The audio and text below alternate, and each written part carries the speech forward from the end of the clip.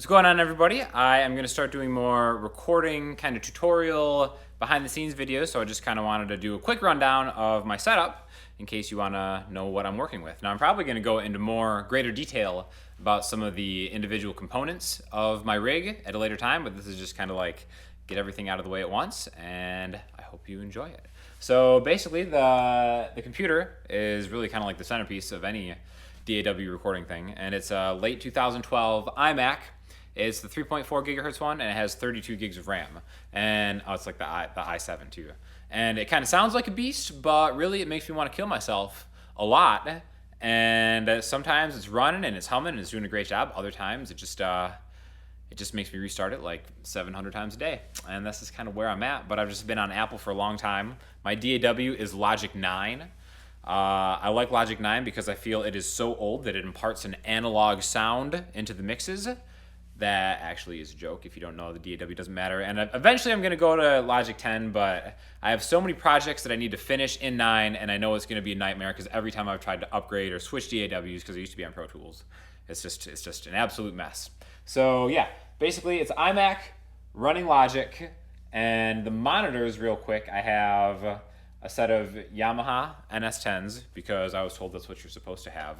And also an M Audio DSM 2 pair that I got like an incredible deal on when I worked at Guitar Center. They were just kind of coming out with them, and they're actually pretty decent. Again, I'm going to talk more about the monitors later. But yeah, that's kind of like the basis of it, and let's look at what I have in the rack. All right, so we're going to start at the very top of the rack space here, and this is the interface, right? Arguably the most important component of any recording rig, and this is an Apogee Ensemble. I've had this for a long time. Again, goes back to my Guitar Center days when I got it, and eventually I'm going to have to upgrade it because Apogee no longer supports any of the new operating system patches. So that might actually be the next thing to be upgraded, but I absolutely love the Ensemble. The only downside is you can only really use it on a Mac. So if you're using a PC, it won't actually work. But Apogee makes other great stuff too. Now, directly under that is a really interesting unit called a Dangerous Music D-Box. And it does a lot of different things. It does analog summing, which I'm going to get into more in a later video. And actually, I have a previous video just on summing if you want to check out some of the real subtle differences that it does, but it works as a summing box, and honestly what I probably use it more as is a monitoring station. So kind of like I said before, I have two sets of speakers, and it lets you kind of route stuff where I can just switch back and forth between speakers just by like pressing a button, right? So it makes it really easy to kind of like listen to different playback sources and stuff too. You can switch it into mono really quickly. So, and it's got cool lights, so it looks awesome. But yeah, so basically I just use it mostly for the summing and the monitoring. There's some other stuff you can do too, especially if you're like routing and reamping stuff. It's really helpful. So under that, we have a stereo pair of Warm Audio Pultec clone EQs. So having an analog EQ has definitely kind of upped my sound a little bit because it's allowed me to be a little bit more surgical on the way in. And again, I'm going to talk a little bit more about all this stuff in greater detail later. But yeah, these are the EQP 1As that Warm Audio makes that I'm a really big fan of. And directly underneath that is actually probably my favorite piece of gear that I own, and that is the Universal Audio 6176. So if you've heard of like, it's two units in one basically. It's a 610 compressor, like a Universal Audio LA610 compressor is a piece of gear you may have heard before or may be familiar with. So that's on the left side, and on the right side, it's an 1176 compressor, right? So it's kind of cool because you have a great preamp and a great compressor that you can use in series, or you can actually split them and kind of pair them with other units and stuff like that.